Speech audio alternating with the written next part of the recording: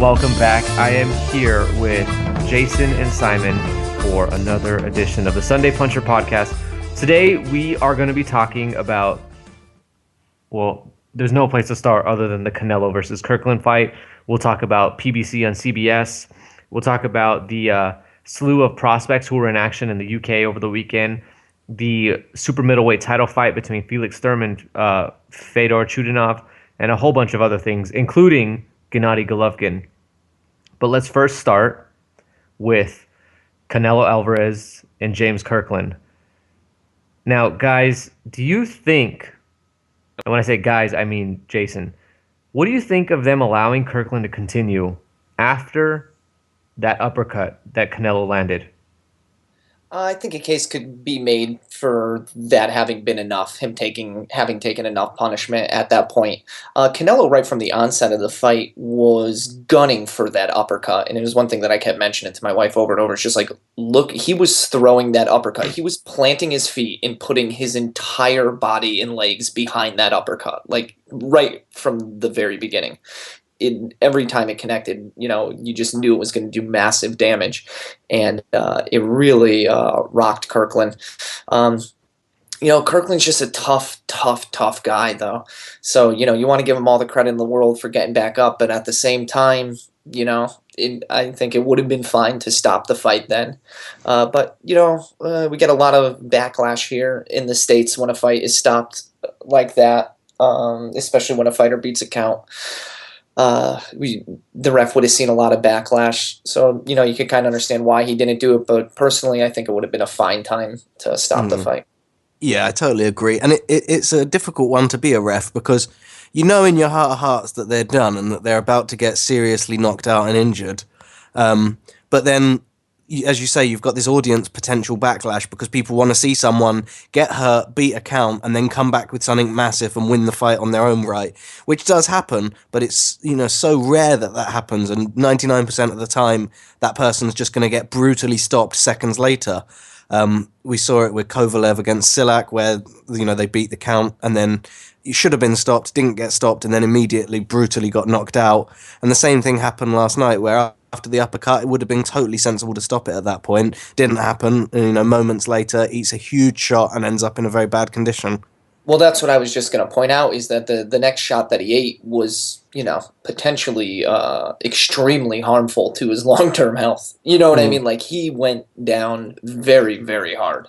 It was uncomfortable to watch. He really went down hard. There was blood everywhere coming out of his mouth, and he did not get right back up. And that extra punishment could have been avoided. But it's always easier in hindsight to say that.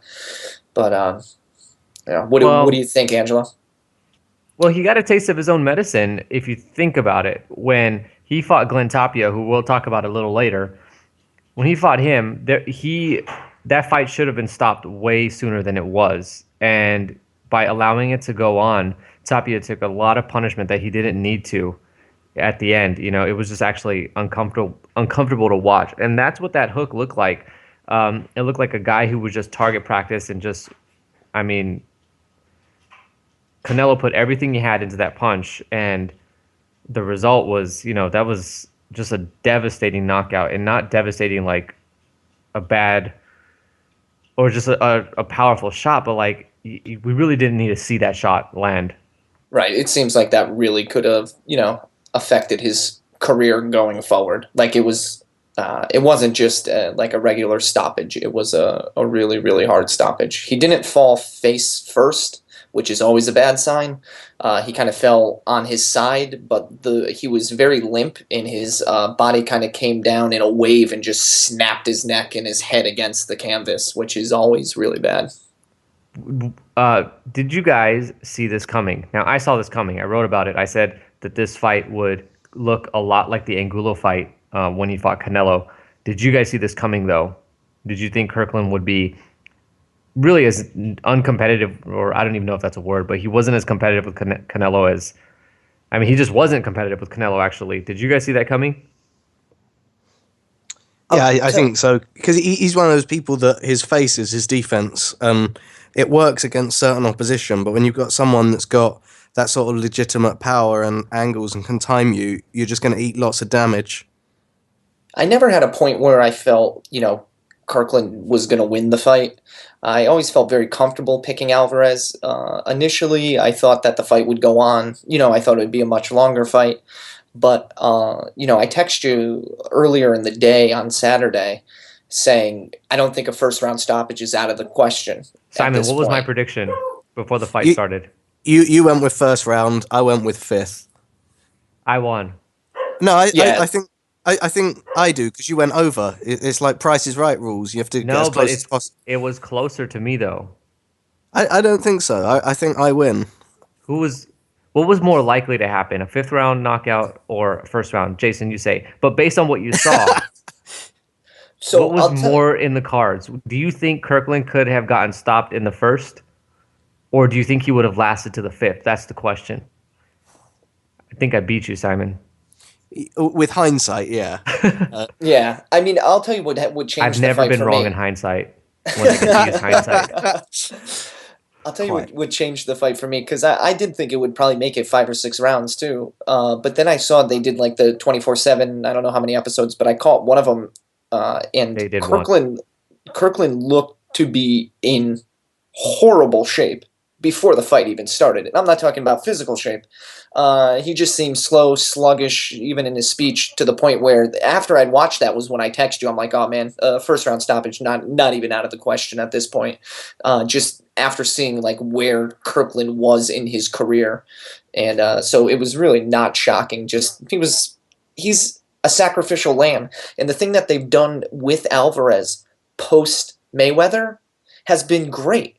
They've managed to get these style fighters that play so well into Alvarez's style, but are these fighters The that... Lara fight was one of those? Lara was post Mayweather. Did you forget about the Lara fight? Okay. I think that was an adjustment. That was like them. We've made a mistake here. They had to like find their feet. And then Angulo and Kirkland though are two fighters that a lot of fans like got behind and were like, "Oh man, Alvarez is done." You know what I mean? Like people felt that going into those fights. But those are the perfect style matches for Alvarez, and they've just done a good job of managing his career, I think. Well, I think what we know now is that coming at Alvarez with the game plan to out-brawl him is not going to work. This kid can fight, and Wolf said it herself in the 24/7. You are not going to out-brawl Canelo. It's just not happening. He is really good at doing that. And for me, I think that Canelo is actually way more talented than a lot of people are giving him credit for. The Mayweather fight was, I mean, come on, what was he going to do against Floyd Mayweather? He's 22 years old. Yeah, he did as good as Pacquiao, and in fact, he won more rounds according to some judges in that fight. But Canelo is an elite talent, I think, in the sport, and he's on his way to the pound-for-pound list. And I'm not even saying that in the hype or I'm caught up in the Kirkland. I thought this beforehand. The Lara fight was clearly trying to mix oil and water, I think is the phrase. It just didn't work out so well. So the one thing that I want to be critical about Alvarez is, and I know you have a little bit difference of an opinion, but I think he gasses. I really think he has some stamina and some fatigue issues. Well, so does Sergio Martinez. When did you ever see him finish a fight in the 12th round where he didn't look like he was ready to go? Oh, I didn't know we were talking about Sergio. We're talking about every Alvarez. Conversation leads to Sergio Martinez. all roads lead to Sergio. No, but let's talk about and Alvarez. How Golovkin didn't want to fight him. I'll tell you who should fight Golovkin. It's not Canelo. Canelo will get murdered. I'm glad Canelo's getting that respect he deserves now, though, because I feel like after his Mayweather bout, kind of a lot of people threw him in the bin almost and thought, well, he's had a loss against Mayweather. He's garbage. Let's forget about this guy. And it's sad when that happens because, losing to someone who's great doesn't mean that you're not great yourself and can go on to do great things. And with his age as well, people never give him that benefit that he's a kid and he's like shaking up world champ level fights and, he's doing extraordinary stuff and feels like sometimes he doesn't always get his dues because of that loss. He's the same age as all of your favorite prospects. Yeah, and he's, accomplished more than some of them will in their entire careers, and that's a sad fact of that. I don't know. I think he's going to go far, though. The kid's he really is an elite level talent. Yep, and the way he punches and times is next level. He's already got he's not a complete elite fighter right now, and that's why he's not in pound for pound list. But there are some aspects of his game which are at the top already, and one of them is his combination punching. The versatility he shows with what he does offensively is ingenious. Like, I think Canelo might be next to Golovkin, Freddie Roach's favorite fighter. There's something about the way that he's able. Laugh. Come on. There's something about the way that he's able to plant his feet, yet kind of remain relatively agile. So he's able to plant his feet in a way where he gets this power on his shots that just most people in his division don't have that power. Yeah. Yet he still has some movement. So he's not like I wouldn't consider him flat-footed by any stretch. But he has a way of really planting himself and getting a lot of torque behind his punches, which just sets him apart. He really reminds me a lot of Juan Manuel Marquez. And a lot of people hate when I say that. And I've gotten a lot of criticism for saying that in the past. But Canelo looks like, an evolved version of Marquez. Canelo fights well going backwards. To make that comparison even more. He does a really good job of fighting off the back foot, which isn't always easy. I mean, essentially what I want to say, though, is that Canelo is like the Mexican fighter reborn. He's taken all of the things that we've seen the Mexican fighters do in the past, and he's adjusted it a little and evolved in a way that now, this is what it looks like to be an elite Mexican fighter. He still brawls it out and gets inside, but he's abandoned a lot of the things that were flaws in the past. Anything else you guys want to say on this? I want to jump off before we spend 30 minutes talking about Canelo. The kid is handsome as fuck. Did your wife tell you to say that? Oh, she loves him. God. Yeah. He loves shoes, by the way, as she probably does too. All right, well, let's talk quickly about Takashi Uchiyama versus Jamtong Chuwatana, where now all of the people who are really excited about this podcast just said, what? Did you guys get a chance to see this fight? I was looking at something that I sent you in a photo. Who did you talk about? To Uchiyama versus Chuwatana. Oh, yes, I did. Yeah, I watched that. Just look at the picture I sent you first, though. Okay. It's in the Skype call with both of you. Yeah, you see who's headlining next week? Everyone's favourite, Gennady Golovkin. Gennady Golovkin. Oh, wow. Good job, Box Nation. Box Nation can get anything right. Stellar. Wow. Golovkin. Oh my god. Post that to our boxing. I did catch the fight, if you want to talk briefly on that, because it was stellar, the knockout. All right, so let's talk about the Takashi Uchiyama versus Jamtong Chuwatana fight, which was a super featherweight championship fight.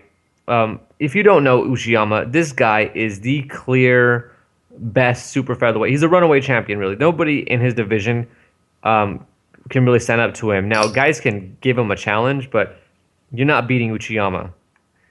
And what did you think of the knockout, though? He knocked Chuwatana out in two rounds. It was pretty easy work for him, Simon. So brutal as well. That was probably like a knockout of the year contender immediately. Yeah, so all of you people out there that think Canelo scored the knockout of the year this weekend, you actually didn't see another candidate that happened during the week. Basically, Uchiyama drills Chuwatana like a straight right hand right to the chin. Chuwatana almost fell forward before snapping backwards and hitting his back and head on the canvas. Yeah, it was like a tower demolition. The charges went off and he just went down. What do you think there is to do for Uchiyama now? I think he's getting up there in age. He's beaten pretty much everybody at his division. Is there anything really left for him to do? Francisco Vargas, maybe? Not Orlando. Not him. Roman Martinez? I don't think Martinez was beaten by Ricky Burns. I don't think he's going to do too well against Uchiyama, who's a massive puncher. Yeah, it's one of those ones where he's likely going to have to move division if he wants to seek a challenge, or wait for someone to show up. Yeah, the only problem I see for Uchiyama, and this goes for all the Japanese fighters, is that it's really hard for them to get big fights, or not to get big fights, but to actually, like, logistically, it's tough because they have massive fan bases in Japan. Now, to leave Japan and come to America, where, you know, everybody says the money is, to fight, like, say it was Mikey Garcia. You know, Mikey Garcia was the challenge for Uchiyama a few years ago. But if it was Mikey Garcia coming to America to fight him, it presents a weird sort of, what time do you fight so that fans in Japan can watch it live as well? And there's really no time in America that works for Japan. So there's very little incentive for him to spurn his fans in Japan to come to America for a big fight. And at the same time, guys who are popular in other places and in other parts of the world, they have to consider the same thing when they go to fight Uchiyama. And plus, you're going to get knocked out, so it's not even really worth it. That to look forward to. But do you think Miura's ready for another crack of the whip? That is the best fight that you can make, and it's not one that Miura's going to win, probably. Well, right? You know, they've done it before. It's not like, I don't know if he's necessarily grown that much in the 4 or 5 years since they had a go at it. Well, I mean, the record suggests he's gotten better, but for Miura, he probably loses again, but they both are interested in a rematch with each other. They just want one more fight before they go at it again. And if you haven't seen that first fight, it's a fight of the year contender. It's one of the best you'll see. Yeah, and that'll be another Japanese mega fight. You know, everyone's going to be tuning in. Yeah, and if you're an American network, I don't see how you don't try to pick that fight up. All right, let's get people's attention back. Let's talk about the Figueroa versus Burns fight yesterday.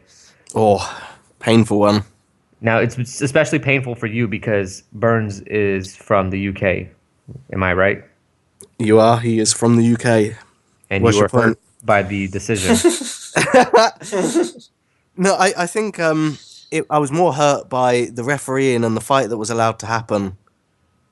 Well, I mean, that was the story of the fight, wasn't it? Just perhaps the worst refereeing we've seen since Salido Lomachenko.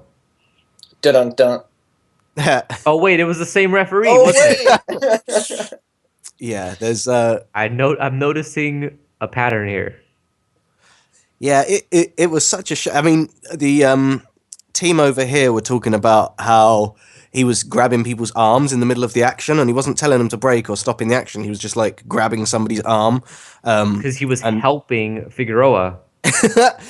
and how dangerous that is. But there's so much he was doing wrong. I mean, there were points where something horrible was happening, and he was just stood there smiling and nodding like, yep, this is all right. And then there were times where he'd go over and, like, tap one of them on the shoulder and then think, no, you know what, I'm going to see where this goes. And then he'd just walk off again. Like, it was just, I don't know, so ham-fisted. I think the worst... I really typically shy away from being super critical of, like, announcing teams, but I think the worst part of the fight was having to try to listen to Mauro Ranallo say that this fight was the epic clash that Mayweather-Pacquiao should have been, you know, and how it was this amazing, you know, fan-friendly, you know, high-skill but brutal fight, when really it was just an ugly, atrocious fight. Yeah, it's like a bar brawl. It was just... And especially because McDonnell versus Kameda beforehand was a legitimately good fight. There was no way that you watch that fight and then see Figueroa and Burns and think that that was a good fight, because that was ugly. It was such an ugly fight. To be truthful about it, daytime cards just slip my mind sometimes. I didn't get into it around till the third or fourth round. And so I texted you asking you what your score was going into the fight, and I think you had Burns up by 3 rounds at the time. And God, it was so atrocious to watch that, and then to have this guy try to proclaim that this is the pinnacle of boxing was just so disgusting. Also, because I really enjoyed Mayweather-Pacquiao. I thought that was a really good fight. So I think if you're a fan who wants to watch some version of Rocky where 2 guys just punch each other in the face for 12 rounds, fine. Figueroa versus Burns was great, but... Was it, though? I don't know. I feel like I've seen even better like slugfest type fights with that. I'm talking about movie unrealistic fights because that was just a ridiculous fight. I don't know what was going on in that fight. But there were no like shifts in momentum. There wasn't like this big back and forth. There was a shift in momentum. First, Burns was beating up Figueroa. Then Cole got in the way, and then it became an even fight. The points coming off was odd as well. Like not taking them off in general, but just the timing of doing them. Well, I don't know, because Figueroa was behind on the cards. Yeah, he had to cinch. He had to clinch that for Figueroa. Wait a second. Are you suggesting that Lawrence Cole is crooked? I'm not suggesting that he's crooked, but I feel like he just has a heavy bias when he goes into fights. I don't necessarily feel that anybody is paying him off or any conspiratorial thing like that, but I just think he brings into the ring his own bias. Yeah, why attribute to malice something that can easily be explained by incompetence? I think that's definitely the thing to bear in mind. Yeah, I don't think he's going to get a fat check from Al Heyman this weekend, but I do, think clearly he's just a poor referee, and like isn't his father like the Texas State Athletic Commission president? Used to be, yeah. Yeah, so. What did you guys think of the scoring? So, Jason, you actually had a really good comment about this. You said that Burns got a taste of his own medicine. Yeah, that was my feeling about it. So anybody who likes Ray Beltran should not feel bad for Burns. No, but that's not really fair to say. People said going in that Burns was going to be a shadow of his former self. He had glimpses of greatness still there, I think. Absolutely. He really shocked me in a lot of ways. I did not expect to see a Ricky Burns that was as on point and as quick as he was. I really thought I was going to see kind of like a more slow, sluggish, more flat-footed fighter. He really impressed me and showed me that he does have something left there. Oh, yeah. And I thought it was going to be so one-sided. Right. If you couple that with what we already know about Figueroa is that he's not an elite level talent, like you got like a pretty even level fight, and one that I think that Burns should have won. But the Ricky Burns that showed up was the Ricky Burns that everybody thought would knock Adrien Broner out back when he was at the lightweight division. Right. And I scored it for Burns. I thought he clearly won the fight. You scored it for Burns even with the 2 points. Right. So, I had it like something like 9-3. I thought Figueroa was nothing he did was very useful, and he didn't actually have many rounds where he clearly won. So the scoring was ridiculous, so I don't even want to get into it. And let's get into McDonnell versus Kameda. Simon, McDonnell, let's just say it very clearly. You didn't think McDonnell was very good. You didn't think he would win. I didn't think he would win. And you were actually waiting for the betting line in the UK to shift towards McDonnell from all the action so that you can bet Kameda.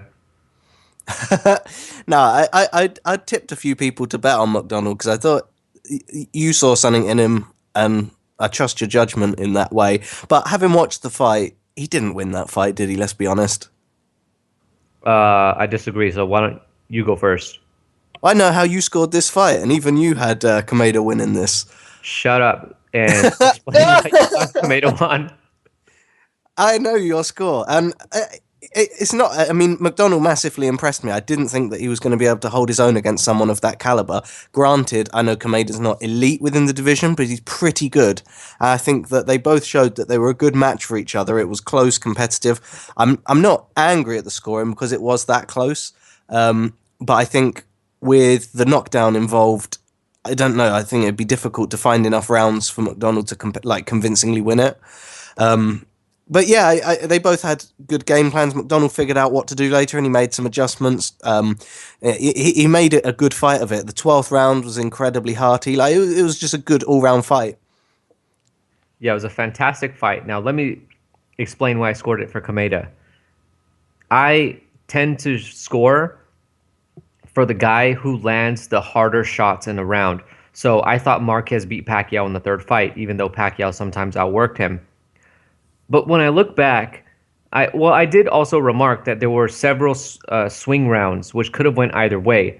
And if you scored off of activity or you like a good jab, McDonnell clearly won those rounds. So I have no problem with the scoring.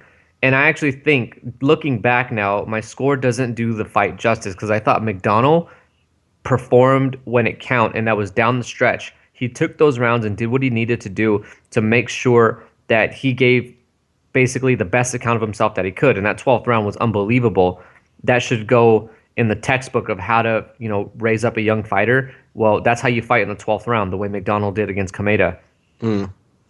And I think these two guys were made for each other. I think I would definitely want to see a rematch. I think unless one of the guys is a really smart fighter and can find a significant hole in the other guy, it's going to go right down the line once again. And I think Kameda's early knockdown of McDonnell was either, a really lucky shot, not like lucky, but like lucky that it just got there so cleanly, or I think McDonnell just wasn't ready for it.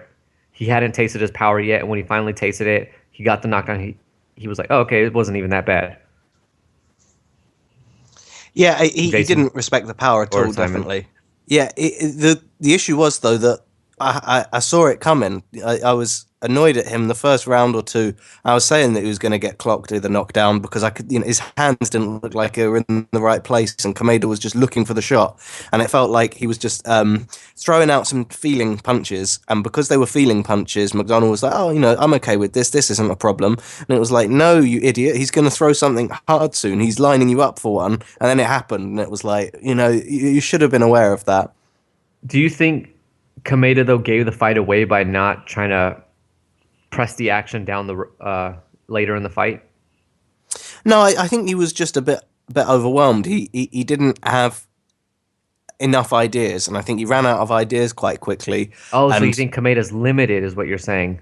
Yeah, and that's not a surprise. We thought that going in, but I think McDonnell, got his accreditations the easiest way possible. He didn't go in and take it from the best guy or anything, so he's never been pressed in such a way. So I thought that this leap in opposition, whilst it's not the best, it was still a raising the stakes, would be a bridge too far, but obviously not.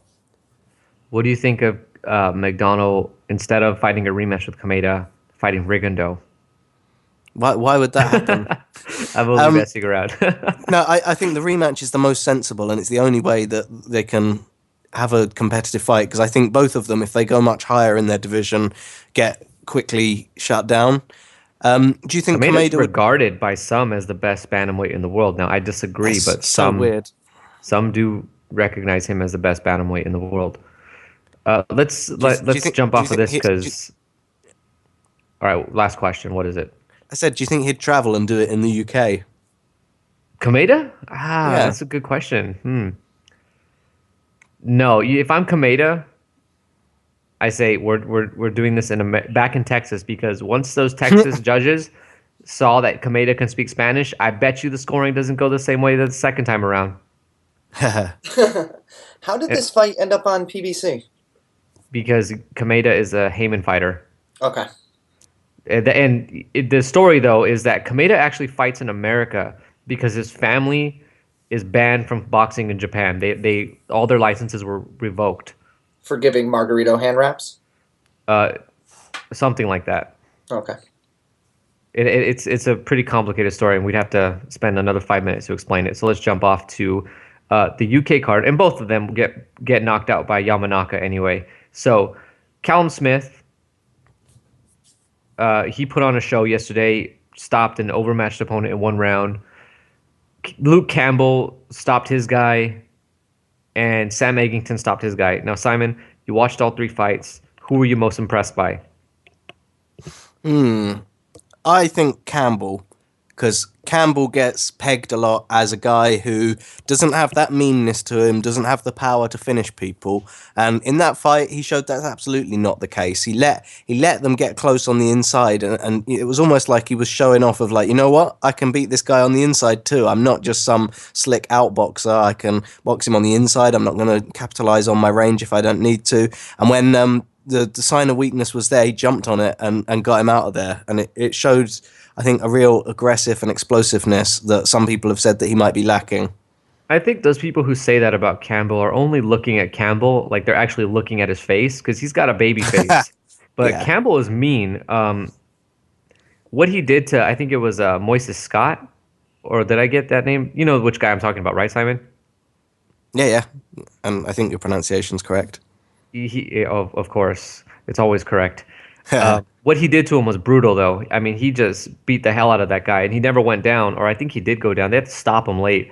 But that's when I knew Campbell was a mean little fighter. And the lightweight division is going to get tossed up really quickly once Campbell starts making his ascent. And I think that's going to come pretty soon. I think he's got one big domestic fight, probably late in the summer. Tommy Coyle, most likely, before he gets sent off to, Mickey Bay or whoever it is. And if I'm Mickey Bay, I'm going to avoid Luke Campbell. Like the plague. Yeah, because I don't think that's going to be an easy fight for Bay. He's already looking at junior welter.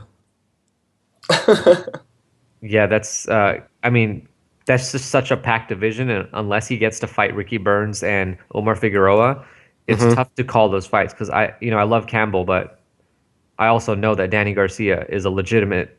No, I mean Bay's going to be looking at junior welter as an escape plan. Oh, well, I mean, Luke will follow him there because he's a pretty lightweight. You can run, but you can't hide. Luke will definitely be at junior welter one of these days because, as you say, he's massive for the class. That's the next Mayweather Pacquiao, Campbell versus Bay. Guys, that'll be a good.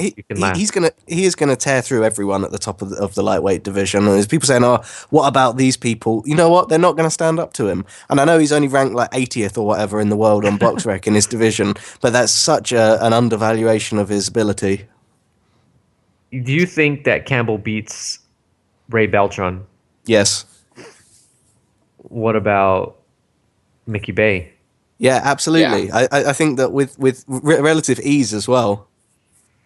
Yeah, I think both those fighters are definitely a level below him. I think the biggest challenge for Bay, is Luke Campbell. But the biggest challenge for Campbell is going to be the guys like Abril and Vasquez who've got the height and don't like to engage very much. Well, those are the biggest challenges for anyone in that division, though. You know what I mean? Not for Gamboa. Gamboa said he could beat the junior welterweights if he wanted. They're but those styles are just ugly. They're the ugly, the uglies of the division that make you look worse, and it's just them being little spoilers. They're the banana peels. Yeah, and there's two of them, which as Simon always says. Yeah. All right, so Anthony Joshua, Simon. What do you want to know? Is Rafael Zambano Love? Has he opened his eyes yet? Is he alive? He is alive now. Okay. No, that was a cracking shot. When it was textbook, it was the exact fight everyone expected, and it was delivered. Which was a brutal knockout in the second one round. Wait, he lasted a round? Yeah, it was a round. Yeah, he made it. The memory is going on me. Yeah, that was my danger because I was getting asked about round betting for this one, and I said my money's on 2. It has a danger of getting stopped in the first. Definitely won't see 3. And fortunately, he made it through the first, and it did happen in the second. That straight right hand was directly out of the Klitschko book, by the way. Thing of straight down the line. And it's like a Exocet missile, isn't it? And it's ready to go. And the second the opening's there, whoom, and it goes. And it's just so accurate. It's fast too. So Joshua's next fight is Kevin Johnson, who he's got about 7 losses on his record, but he's also never been stopped. And this guy's been in the ring with some of the top heavyweights out there, including Tyson Fury and Vitaly Klitschko, and none have been able to put him down. I think Joshua's the first guy that's going to do this. I don't think there's any way that Johnson is going to be standing at the end of 12 rounds.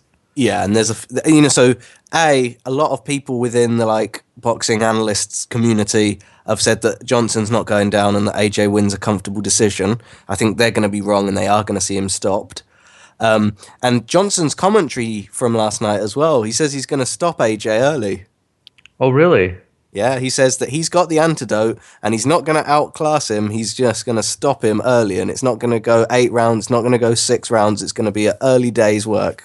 So he's this week's delusional boxer, because last week we had one on the pay-per-view, And now this week we've got Kevin Johnson, who thinks he's going to stop Joshua early. He's doing his job, isn't he? He's standing there and he's got however many thousand British people booing at him and he's laughing it up.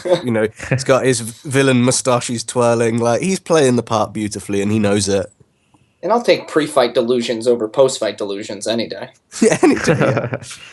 Yeah. One thing about Joshua that I wanted to say is, for those that don't believe in Joshua, don't think he's any good, watch the way he scores such perfect knockouts. It's not like he's stopping guys in exchange or something. No, he's scoring one-punch knockouts. And the reason why he's doing that is he's actually doing the work that he needs to in the ring to set them up. These are perfect shots he's landing, and it's not because he's getting lucky. He's really studying these guys who are way overmatched, and he doesn't even need to do this much work. He can just go in and pound on them until they give. But he's actually doing the work and taking these fights like as if they were fights with Vladimir Klitschko. And you're talking about delusional boxer of the week. Paul Smith's comments were that Johnson is not going to be the acid test for AJ. The real acid test to prove AJ's mettle is going to be David Price. Oh. Paul Smith's still recovering from that Arthur Abraham fight, isn't he? Evidently, yeah. Oh boy. All right. Felix Sturm, speaking of Germany, Felix Sturm versus Fedor Chudinov. This was for a vacant WB super middleweight championship, which was the one that they took from Carl Froch. From Carl, yep. It's pretty pointless, but this was a way more entertaining fight than I thought it would be. I always like to watch Sturm. He always puts on a pretty good show, but this was actually a really good back and forth fight. Each guy took just as good as they gave. Chudinov edges it out with a split decision. And I guess now the story is out that you can't lose to Sturm if you fight him in Germany. Yeah, absolutely. And I think A, brilliant fight by both guys. B, the split decision was a bit troubling because I think that Chudinov did win it. I don't know. I'd say convincingly, especially if you consider the knockdowns that didn't get counted as well as the ones that did. I disagree. I thought that Chudinov won the fight, but he did not deserve a unanimous decision. And the reason why is that his defense was terrible.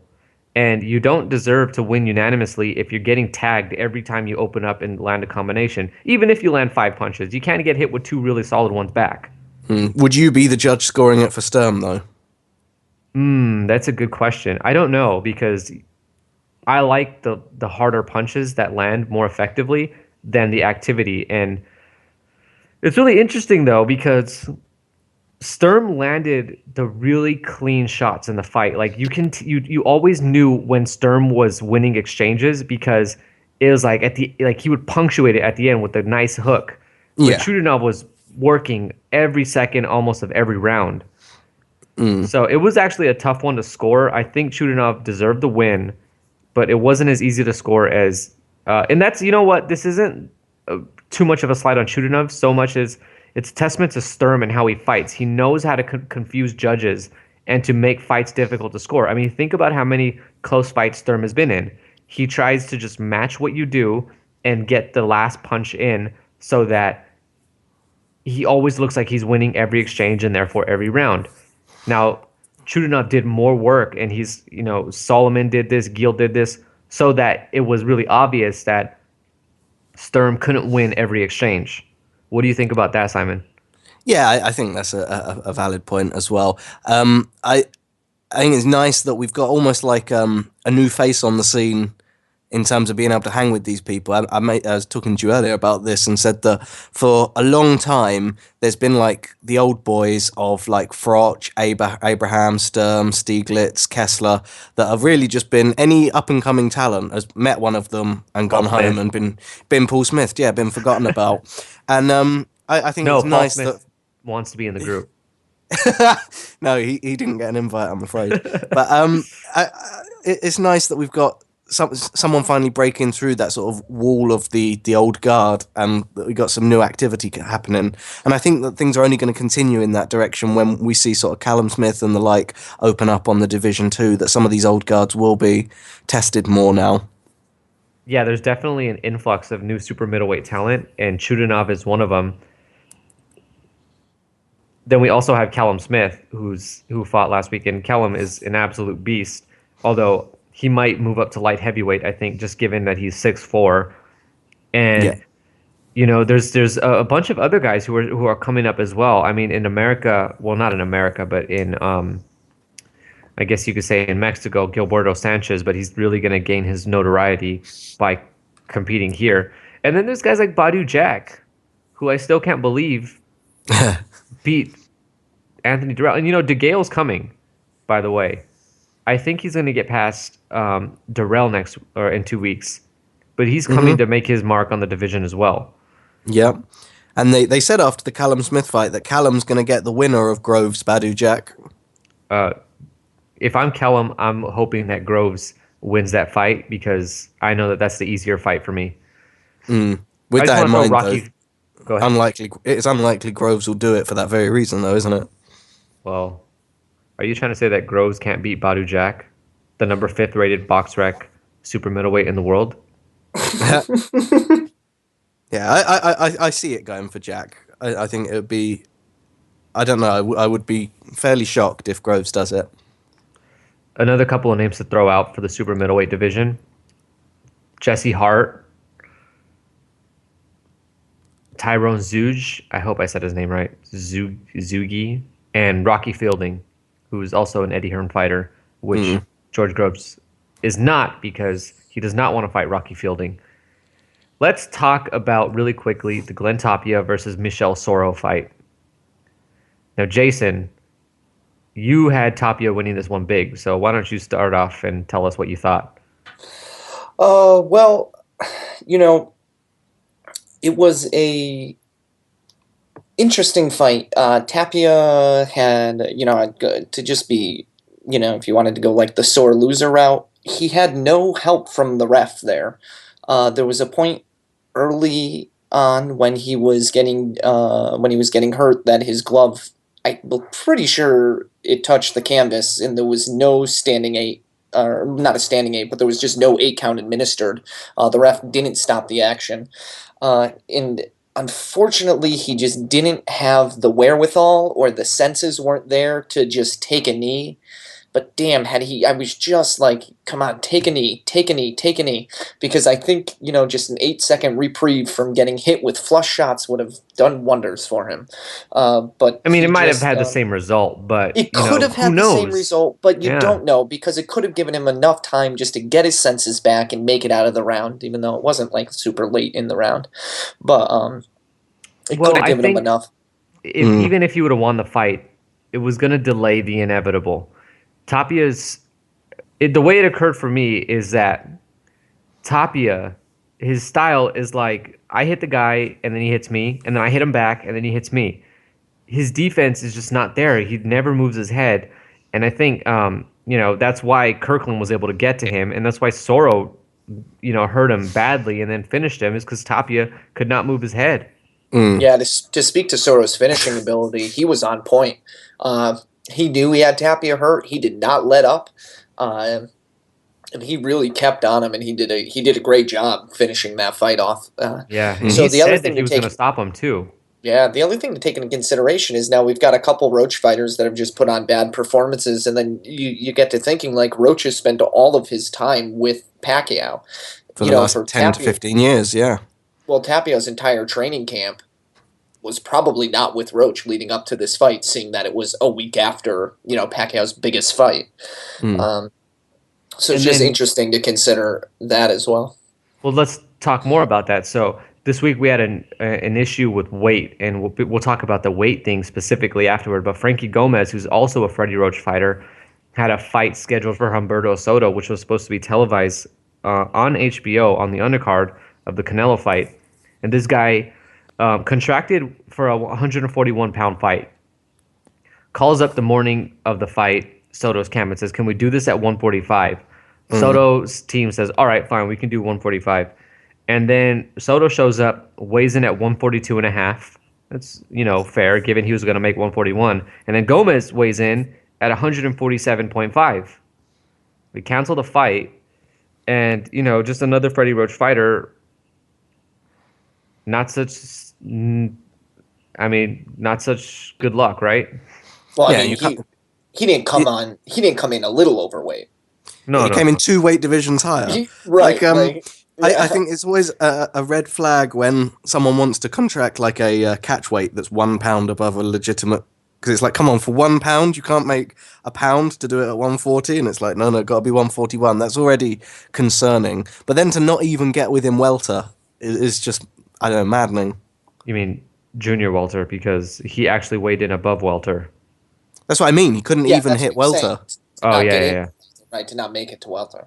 But yeah, so, I mean, it's obvious. You could clearly say what the hell's going on at that gym? Yeah, that Freddie Roach's attention has been solely on Manny Pacquiao, that these guys have really suffered. But, I mean, maybe Amir Khan was right when he left Freddie Roach and said, I need a trainer to focus on me. And, he was killed for that. He's a funner fighter to watch under Roach. Well, I mean, that's true. But he was killed for that and criticized because people thought, well, to watch under Roach. Well, and Freddie Roach is, he's not the superstar that Manny Pacquiao is. He doesn't do over 5 million buys on pay-per-view like somebody does. I've been told Khan is a superstar in both the UK, Pakistan, and the US. It's his Twitter followers, man. He's pound for pound best Twitter followers. Andre Ward has more, by the way. What, than Amir Khan? Yeah. Yeah, but none of them have used Twitter in 7 years. I'm just kidding. I don't know. I don't look at They Twitter tweet as often as he fights. Anyway, so before you go there, you talked about Glenn Tapia benefiting from taking a knee. It does not. He would have benefited. Did you catch the Mitchell Smith fight on the Frank Warren card? No. I didn't catch that one. All right, it was at Super Feather against Christian Palmer. Christian Palmer takes a knee, and Mitchell Smith just KOs him while he's on his knee. And that's not even funny. Everyone kind of agrees that Mitchell should have got disqualified, but they just don't. They just don't disqualify him. Oh my God. Was Frank Warren sitting ringside with a gun in his lap? As always. No, but go watch that one because it is. You can feel the benefit for Mitchell where he's at an angle that he can't necessarily see. He maybe just thinks he's going low. But the thing is, he puts his knee down and he puts both his hands on the floor and then gets knocked out. Oh, man. And then reenacts it for the referee. But it's done by this point. But yeah, that was just a really odd one. So sometimes taking a knee gets you knocked out anyway. Yeah, the thing, Tapia just did not respond well to pressure, or not pressure, but adversity, and I think that's what that fight showed. Is he just he wasn't able to get himself collected enough to make the right decisions. Is Tapia on the scrap heap now? I think he's got a long road to redemption ahead of him. The thing is, I don't know that his chin is good enough. I think he could be Marcos Maidana. Well, I think what happened is Kirkland beat on that poor boy for way too long, and now's what you got. Well, so Glenn Tapia, send a thank you card to Steve Smoger for not doing his job. Let's briefly talk about the last card that we haven't really talked about, although you talked about Mitchell Smith, and that's Bradley Skeet, who Simon thinks looks like a spoon. And Frank Buglioni. Now, Buglioni is another guy who didn't respond to pressure when Sergey Kamitsky turned it on him. And yesterday, craps the bed by fighting to a draw with Lee Markham. Simon? Yeah, absolutely. And I think, I don't know, it's so disappointing to be a Buglioni fan right now because you've seen your boy knocked out and it's like, okay, it's Kamitsky. He can do that to anyone because he's that good. But surely, a fighter like Lee Markham's not going to be a problem. And, he is a problem, and you get that draw. And he didn't look great at all in doing it. He didn't lose it. He didn't win it. A draw's about right, but it doesn't nearly emphasize how, pedestrian he looked. For those who don't know, Frank Buglioni is a super middleweight prospect. Mm-hmm. Prospect in quotation marks because he got knocked out by Sergey Kamitsky. And as Adam Etches did, anyone can.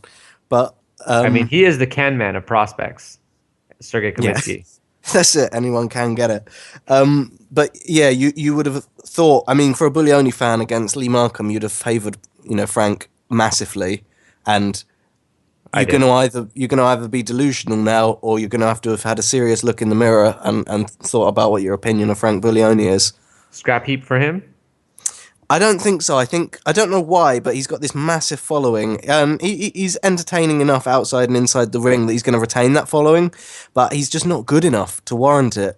So I think we're going to continually see him peppering around on Frank Warren domestic cards, but the big time's definitely not in the question for him. All right, what do you have to say about Bradley Skeet? And nothing about spoons. Yeah, he got Zamora out of there. Zamora quit more than him being moved out of there. I don't know. So they questioned his knockout ability, and he said, "Well, I've just stopped someone." And it's like, well, you didn't so much stop someone as they quit because they'd had enough of being punched in the face. But I don't know. I think that there is a ceiling on Skeet, and they've confidently said that when Gavin loses against Brooke, that Gavin should come to Skeet for a rematch. And I think that is probably what's going to happen, but I don't know where Skeet's story necessarily takes him. Well, probably someone like Sam Eggington, I imagine, will cross his path at some point. And beat him. But even if he fights Gavin, I don't... Like, what does he get if he beats Gavin? Who lost to Kell Brook? Which clearly demonstrates that Gavin can't cut it at the world level. Yeah, this is it. And I think Skeet's going to have a problem crossing the gap. And they're trying to make out that and they've said he'll definitely have a world title shot within the next 24 months, says Frank Warren.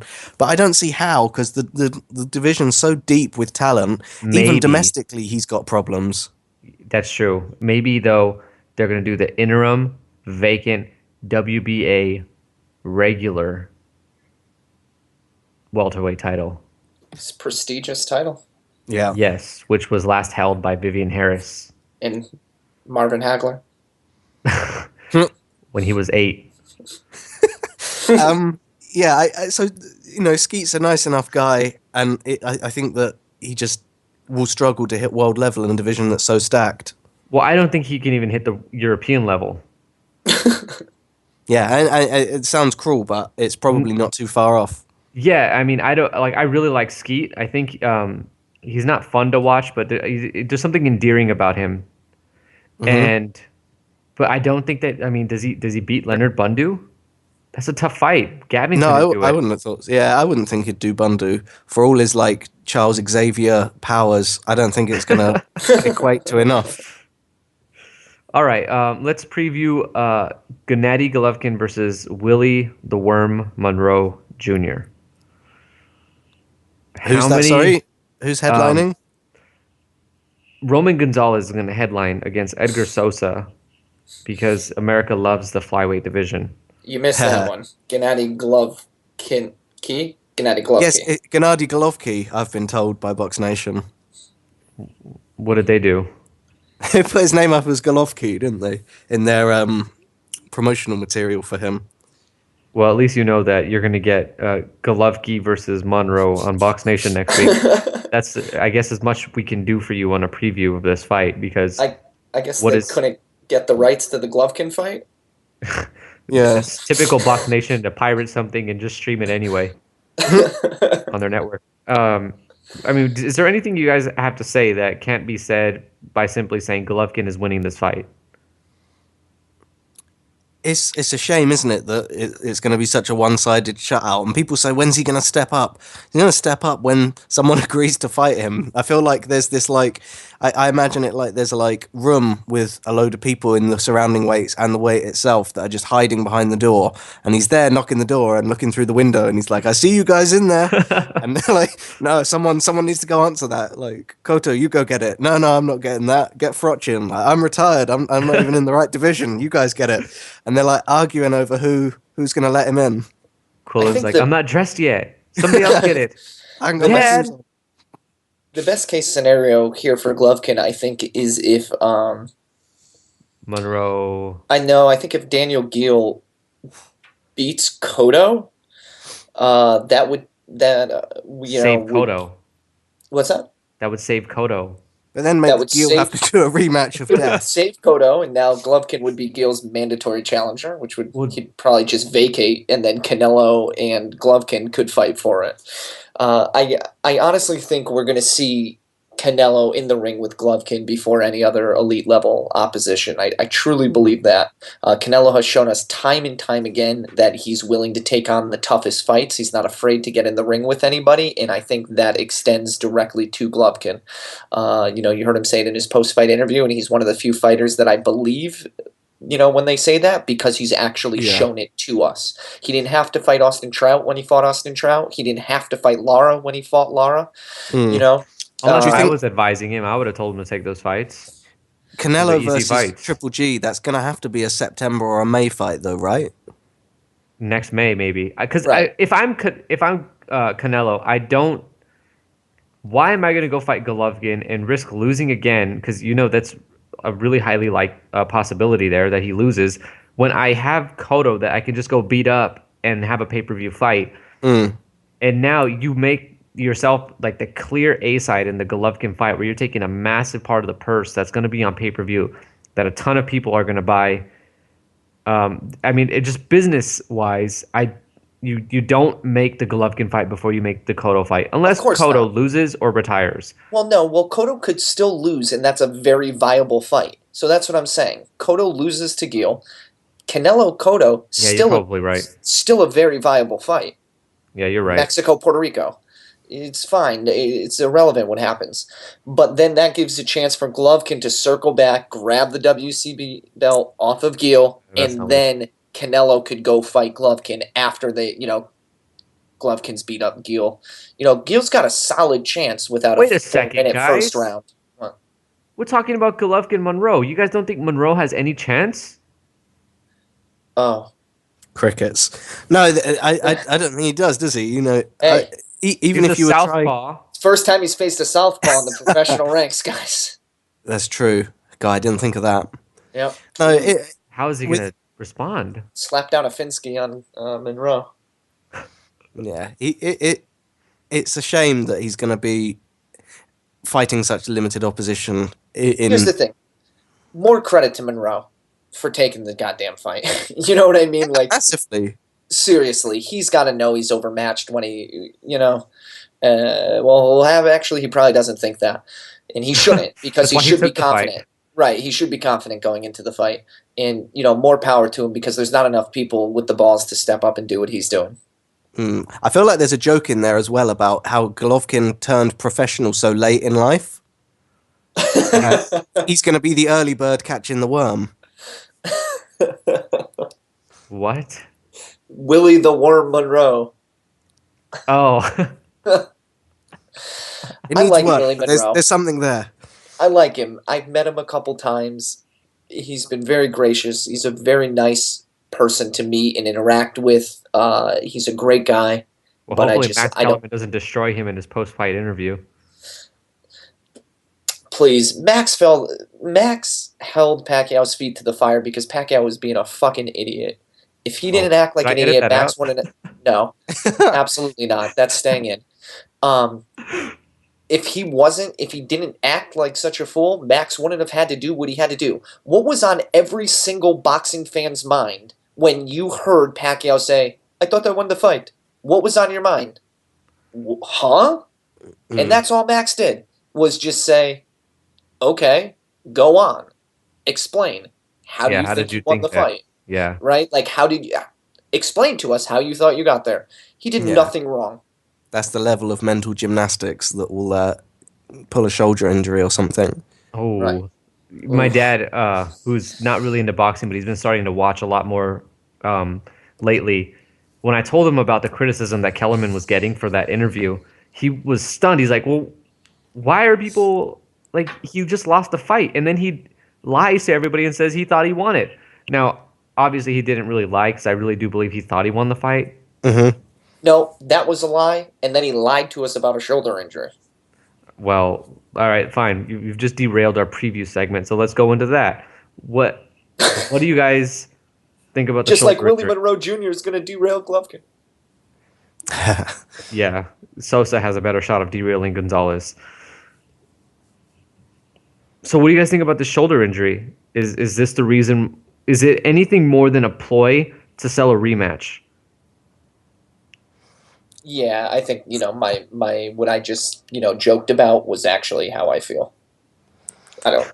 So They said Every fighter in every training camp gets an injury. So I'm not saying that maybe, he didn't get injured or have a problem with his shoulder, but like training camp injuries, dime a dozen. Like they happen. And fighters fight and they fight on, and then sometimes they mention them when they lose, sometimes they don't. But like getting injured in training camp, that's nothing new. Do I think it was the reason that he lost the fight? Absolutely not. Yeah, they said he had to go see the rotator surgeon. And it sounds an awful lot like a spin doctor. But what do you think? What do you think about the lawsuit that they're levying against him? I'm still recovering from that. So is like Kirkland. It. I like it because I'll tell you why. Here's the thing. I just think for whatever reason they didn't necessarily. I thought I was the Pacquiao hater. I don't. He lost so much credibility with me after this fight. I don't think they necessarily understood the level of scrutiny that they were going to be under after this fight. Because you hear this all the time from fighters, right? Like, oh, is this injury? That's, something happened in training camp. That happens all the time. We're boxing fans, so we see it happen. He did something that is par for the course for somebody who loses a boxing match and doesn't want to admit it, right? They want to refocus the loss onto something else external. Mm-hmm. So this is not new to us as boxing fans. David what they had his didn't toe. understand, right? What they didn't understand was the level at which they were doing that, and it completely backfired. I think they were doing something that is very routine in boxing, and it got so much backlash because of how high profile this fight was. Mm. Am I wrong? I wonder if there's the people that are doing the lawsuit, I think the premise of it is I relied on you and bet money on you to win because of how you box, and then you've hidden from me that you were injured, and so I've made a financial loss based on information that you had an obligation to reveal. But the bottom line is, did it affect him in the fight? That's it, and it's a saving face thing of like, my bet wasn't stupid, I just didn't have all the information. Your bet was stupid. Exactly. I don't buy the shoulder injury because I saw Pacquiao throwing some nice punches. What are you talking about? He had a surgery. Well, here's the thing about this fight and why the shoulder wasn't the problem. It was those feet. Where was the feet shuffling that we normally see from Pacquiao? Where was it? That wasn't the reason why he lost. It wasn't because of his shoulder, because he was wailing away on Mayweather when he was on the ropes. Didn't see any problem with his arm then. It was his movement that, we can attribute that to Mayweather really making him pay every time he got inside. But we didn't see the Pacquiao that bounces on his feet and rushes fighters. That was just not there. And that's probably why he lost. But I think we've said enough about this subject. The shoulder bone is connected to the leg bone. So. Yeah, I think you're right, actually. So Roman Gonzalez versus Edgar Sosa. If this is your first chance to see Roman Gonzalez, you're in for a treat. This guy he's one of the top pound-for-pound boxers in the sport, and he's got, a resume that's more impressive if you look at it than Gennady Golovkin's at this point. Like, Gonzalez has a legitimate stake to the pound-for-pound claim, much more so than Golovkin. And you're going to see, a guy who's technically sound and still can fight in an aggressive, come-forward way that we see Sergey Kovalev and Gennady Golovkin fight in. And Edgar Sosa's in trouble. You guys have nothing to say? Deep issue. Yeah, I just gathering my thoughts on him because he's one of those people that gets a lot of backlash of fighting limited opposition. And someone said, his most recent opponent had 28 losses. And it's like, he fights, 4 or 5 times a year, and that particular fight with the 28 loss guy was a fight that he put on for free in his home country, as in they didn't even charge people to attend it, just as a thank you gesture to his boxing fans locally. But he's fought who's who of the division, and he doesn't lose.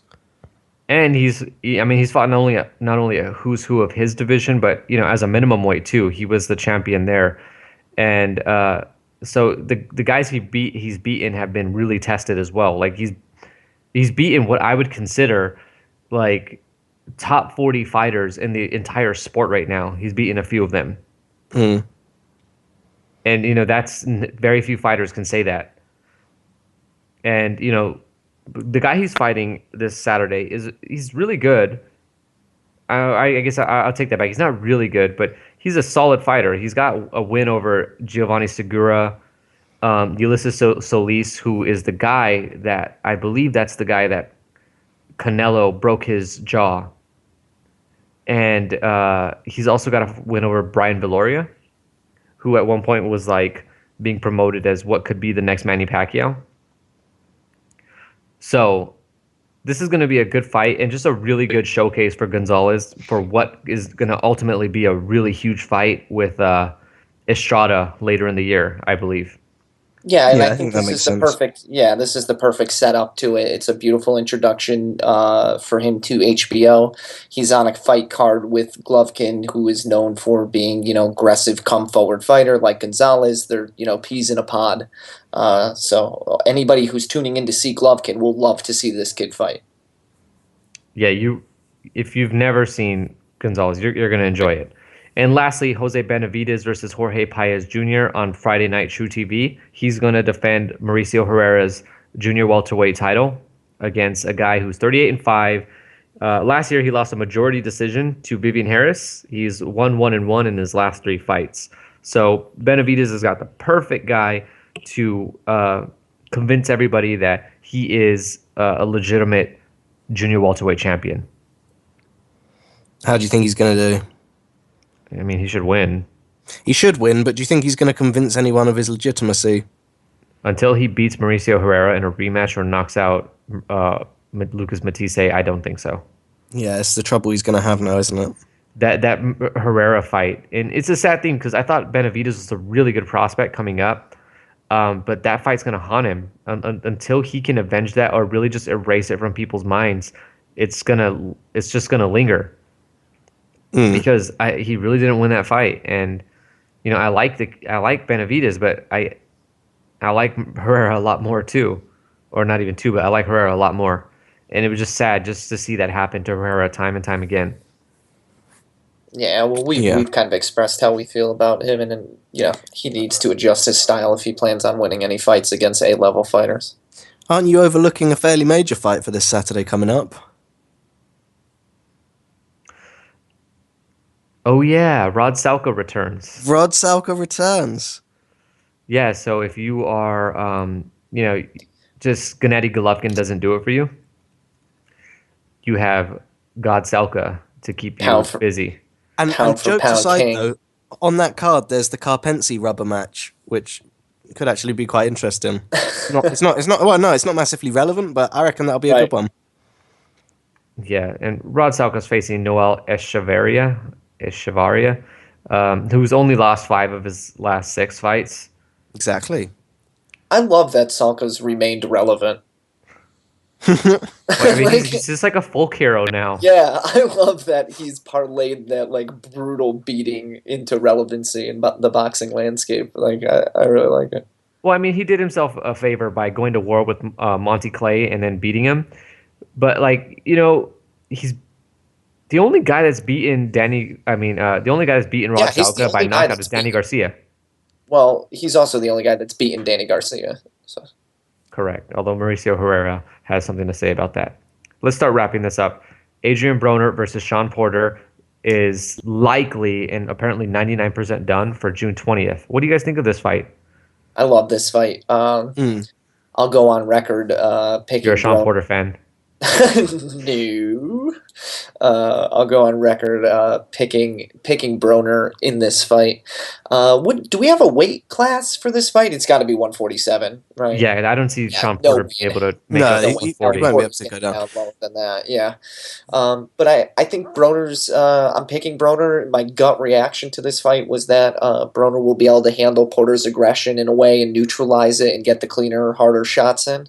Broner's got a hell of a chin. If you learned anything from the Maidana fight, it's that Broner has a hell of a chin. So there's no way Porter's going to be able to use his power to, overcome Broner's boxing ability, in my opinion. Oh, like he did against Kell Brook? Yeah, and Porter looked not great against Bonnet as well. So I agree with you in terms of what's going to happen, but I'm trying to predict what the community reaction is going to be. Do you think people will say, hey, Broner's actually pretty good? Or do you think people will say, I guess Porter sucked all along and we didn't know it? What's the logical answer here? Well, the latter, I think. Answer is Porter sucked. Right. And I think I doubt that one happens. I think Broner still has the stigma that he's a crappy fighter, that he picks on smaller guys when he had a massive weight advantage, and then he got beat up by Marcos Maidana, despite the fact that Broner came on late. He was in that fight. He was clearly losing the fight, but never, ever, showed that he was beaten. You know, how some fighters, you can just tell that they've given up. Yeah, he didn't feel sorry for himself, exactly. Right. And didn't Maidana won that fight by what, 2-3 rounds with 2 knockdowns? I mean, Broner had his moments. Yeah, I had that fight closer than the judges did, and fair enough, completely fair.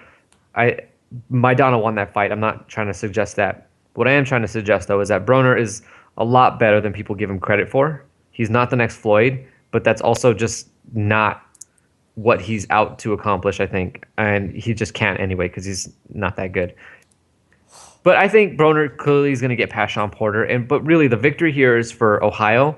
Both guys from Ohio. I think Broner's from Cincinnati, Porter's from Akron, which I think they're a few hundred miles apart from each other. And so it's going to be a local fight, so I expect this to be just a massive event. A lot of people there. The crowd's going to be pretty split, and it should be a good event. And I'm thinking of going. Oh yeah. Do you think the crowd will be that split though? That's a good question. I really don't know. I'm just saying that it would be a pro-Broner crowd, I would imagine, right? I thought pro-Porter. I thought Broner's kind of heel-like, where even when he's the home favourite, he's not necessarily the favourite. Like people were booing Mayweather during the May-Pac thing. I think that, Broner carries that same stigma to an extent. They weren't booing Mayweather at the end of the fight. Yeah. Although that's because all the Pacquiao fans left before the decision came out. Provodnikov versus Matisse 2 is apparently in the works. That's a lie. It's not in the works. So somebody told me that rematch is as needed as a Mayweather-Pacquiao rematch. Oh, well, Provodnikov had an injury, so we should do one. He injured his face. Face. No, there's some story out there that this is happening, and it's not. I've been in contact with somebody who follows along with the Matisse camp very closely. They said there's no discussion going on, and the whole story is coming from Provodnikov's manager saying that it would be a good fight for them, but that's it. Matisse surely got bigger and better things to look forward to anyway. You think Pacquiao could be a fight for him? Maybe, why not?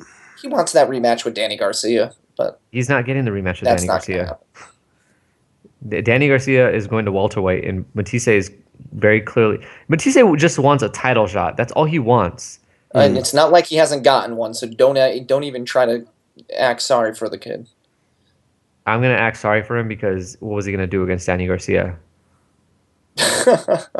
But he could do something against... If I'm Matisse, I'm watching this Benavidez fight very closely.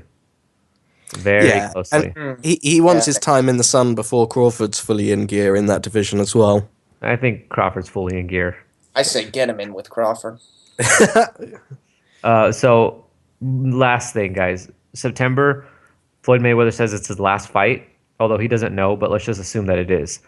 The realistic options for him right now are Keith Thurman, Amir Khan, Kell Brook, Danny Garcia is a stretch, and the winner of Golovkin versus Monroe. Is there anything else that you see that he could do? And based on all of those options, is his last fight going to be a complete dud? Well, in terms of the epic fight for him he's just had, the one that was going to be the sort of like exclamation point on his career, the thing that everyone looks back to for highlights, has happened. So anything's going to seem mediocre in comparison, which is kind of the curse of his next fight. For for that reason, I don't think that they can really go with Keith one time for this fight because he's not going to bring enough electricity to it to make it sellable. I think probably Amir Khan. Oh, how shocking! The British guy picks the British fighter. One of the British fighters, at least. I think the narrative builds itself is if Amir Khan can deal with Algieri better than Pacquiao did, then they can start using it as a yardstick to say, oh, well, that's why Amir Khan's going to... All they need to do is find a reason to convince the casual audience that this guy's going to be the one to upset Mayweather. And that's, they've been doing it for... What makes you so sure that Khan is going to get past Algieri? Skill and history. He's certainly not going to do it better than Pacquiao did. I think he will. He'd have to stop him or Canelo him. Do you recall the fight, Simon? What, with Algieri? It was Pacquiao? late for him, you know that, right? Yeah, I know it was 4 a.m. But it wasn't 4 a.m. I was in Texas at the time. You were in Texas? In a sports bar, yeah, I was. Okay. So it must have been like 6 a.m. for you. Normal time. No, it was it was one-sided, obviously, but he couldn't get him out of there, and I think Khan might. Yeah. What makes you so convinced that Khan could get Algieri out of there? I don't think Khan scored a stoppage. I don't think it's going to be. Yeah, it's not going to be a legitimate KO stoppage, but because of Khan's work rate and speed, I wonder if Suddenly the ref will Khan take is pity. Gennady Golovkin. No, I think it'll be a ref pity stoppage. I'll be completely honest. Khan hasn't done anything to impress me in a very, very long time. Not last December? Nope. No. I thought that was a really good showing. Devin Alexander? Yeah. That's what you're talking about? Yeah, it was the guy who got beat by Alexander. Shawn Porter. It's Devin Alexander. Remember that. Please, you do well to remember that. And it was against Shawn Porter that Devin Alexander lost, remember, Devin, right? the Limited. I mean, what's his moniker? I can't remember. Devin Alexander. The Great. The Great. Yeah. I'm not trying to make a case for Khan being an excellent fighter or anything. I'm trying to make a case for how he's going to be the opponent and what story they can use. Exactly. And you know that they're going to use that as the story to try and make it feel like he's the one to take out Mayweather. It's not going to happen. But he has to actually perform well against Algieri, which I don't think it's as cut and dry as you do. Trying to sell Khan versus Mayweather based off of Khan's speed is as bad as trying to sell a fight based off of, he's never fought a southpaw before. Exactly. Yeah, well, it's not like those things are uncommon, though. We see that sort of thing all the time, and I think we're going to see it again. I'd be so happy with Khan Mayweather. I think it would be perfect for Mayweather's last fight to be Amir Khan because he could end his career on a stoppage victory. Yeah, he absolutely could. And with the aggression we saw in the Pacquiao fight, he had mean intentions in those shots. And against someone who we've seen knocked out repeatedly and who's been in trouble and is susceptible to being timed, Amir Khan's the perfect guy for that. So I'm not saying Khan's going to do well in this fight. If you've been listening to me talking and thinking this guy's crazy, he's trying to say Khan's good, I'm not. I'm saying that Khan's better. If you think Khan's terrible, you're wrong. He is actually pretty good. But he's not going to stand up to the top of the division, but he certainly earned a shot at it, and they're going to do the best to promote it and say, this guy's quick, he's going to be a problem, he's younger, he's going to be the solution to Mayweather. And none of those things will be true, but it's what they'll use to promote the fight and get people into it. And it'll work. Ridiculous point. If Mayweather wanted to end his career on a stoppage, he would fight Rod Selka. But it's a stoppage that also no one can be too critical of in matchmaking. Oh. All right, then not Selka. So the bottom line is Mayweather's career will always be looked at with an asterisk for a couple reasons. One is because he never made the jump to fight Golovkin at middleweight like many other 147-pound champions have done in past yesteryears. But why do you think he hasn't? But the real defining point in Mayweather's career that people will look back and say that he didn't do is he didn't melt down to 126 to fight Guillermo Rigondeaux. Yeah, which he absolutely should do.